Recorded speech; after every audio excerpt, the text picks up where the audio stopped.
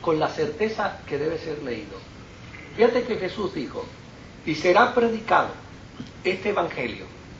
¿A qué? A toda criatura. A todo el mundo. Y luego vendrá ¿qué? El fin. Vendrá el fin. Fíjese que quien le dice al Señor, cuando uno lee el Apocalipsis, el cierre del Apocalipsis es el Espíritu y la Iglesia dicen, Ven, Señor. ven, Señor Jesús. O sea, ¿cuándo vendrá el Señor? No se predique. El Señor vendrá con la rapidez que su Iglesia quiera que venga. ¿Qué evidencia la rapidez? La labor misionera. Y yo le tengo que hablar con toda honradez, hermano. La inmensa mayoría de las iglesias cristianas no les interesa la labor misionera.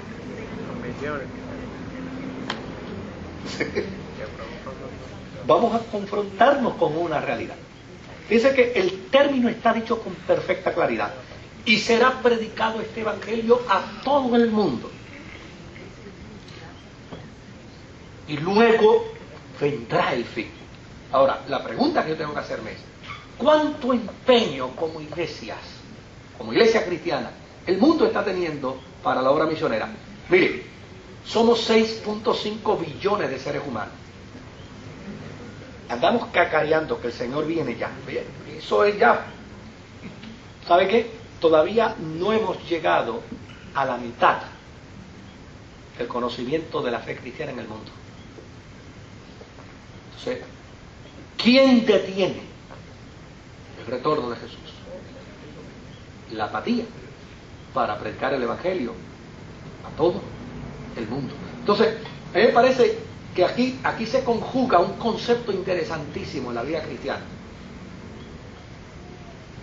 En la medida en que yo trabajo para el reino de Dios, entonces yo adelanto el concepto del reino.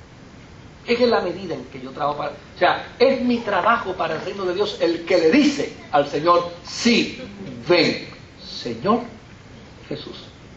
Ahora, desde luego, hay gente que está deseosa porque el Señor venga. Pero ¿cuántos es que están deseosos porque el Señor venga? No tienen problema. Cuando tienen problemas. Mire, yo me topo con una gente que tan pronto la vida se les complica, mira para el cielo, rasga el cielo con tu luz y aparece. Claro, porque tienen problemas. Pero cuando no han tenido problemas, no le han dicho a Dios que rasgue el cielo. Prefieren decirle, manténlo cerradito, que esto está bueno acabar.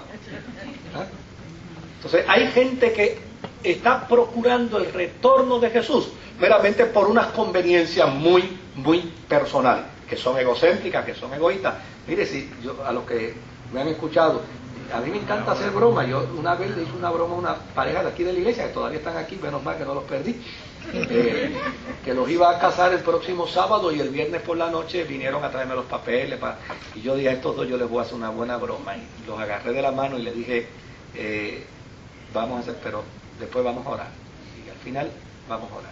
Y les tomé las manos a ellos dos y dije, Señor, esta pareja mañana se casa, pero ellos por encima de todas las cosas desean el retorno tuyo, aunque se pierda la recepción, aunque no haya boda, aunque no haya luna de miel, Señor, el deseo de ellos. Oiga, y el muchacho no pudo aguantar, para. No pudo aguantar. ¿Cómo va a ser? Después de tanto esperar 2 años y medio, y ahora tú me vas a decir a mí que el Señor venga esta noche y se me acaba. O sea, nadie tiene que saber de su luna de miel, ¿verdad? Ahora, el concepto de la iglesia primitiva con respecto al inminente retorno era: aférrese a la fe de tal manera que nada ni nadie te quite el sentido profundo de la esperanza de tu encuentro con el Señor. Mire, la Biblia está llena de historias de hombres que subestimaron lo que Dios les había dado.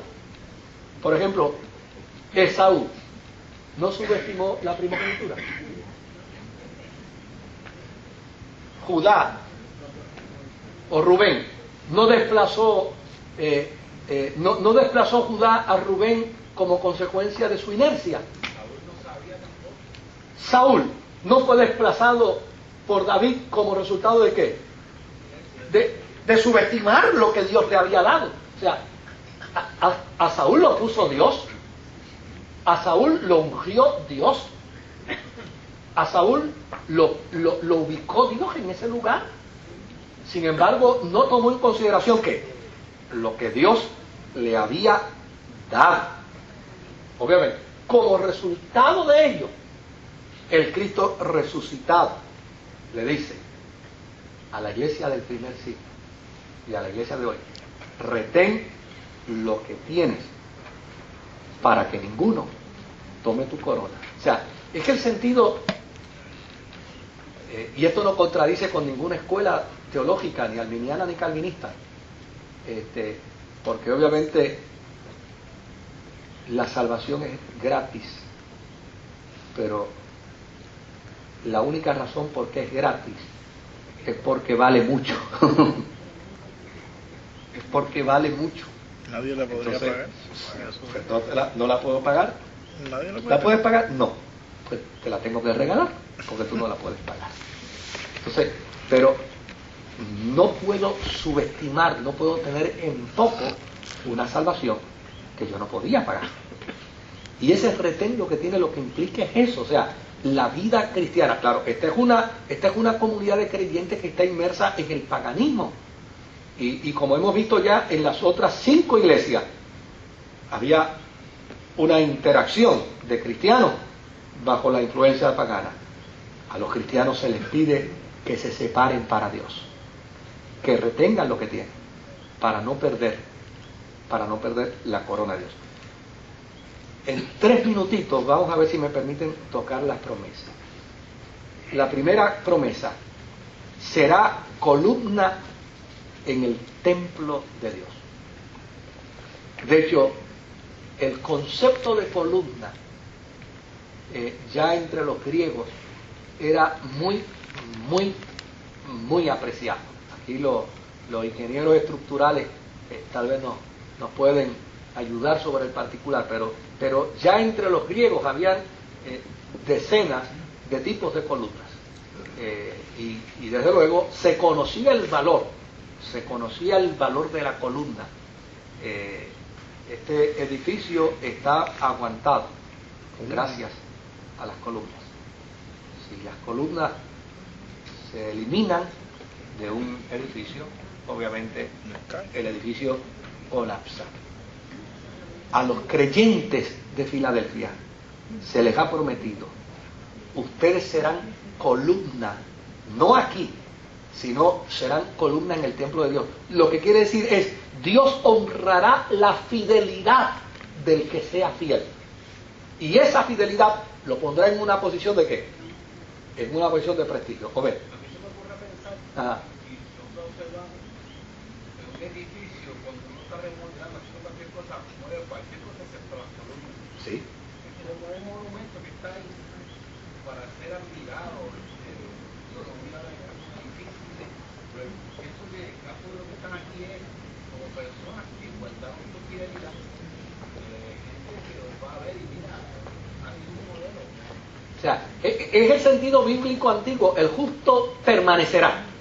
Desde luego, uno visita edificios antiguos y a veces hay gente que piensa que las paredes son antiguas. Aquí probablemente lo antiguo sean solamente las columnas, porque obviamente si no existen las columnas, el edificio ya no va a existir. Es garantía de eternidad, de permanencia en la presencia de Dios. Por el otro lado dice: nunca saldrán de la ciudad. ¿Se acuerdan lo que le di al principio? Que esta era una ciudad que, como consecuencia de la paranoia que se había creado por los terremotos, era una ciudad que vivía más afuera que adentro.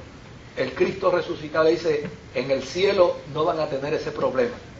Nunca saldrán de la ciudad de Dios. Por el otro lado, dice: Cristo escribirá sobre el creyente fiel el nombre de su Dios en él mismo. Era el concepto de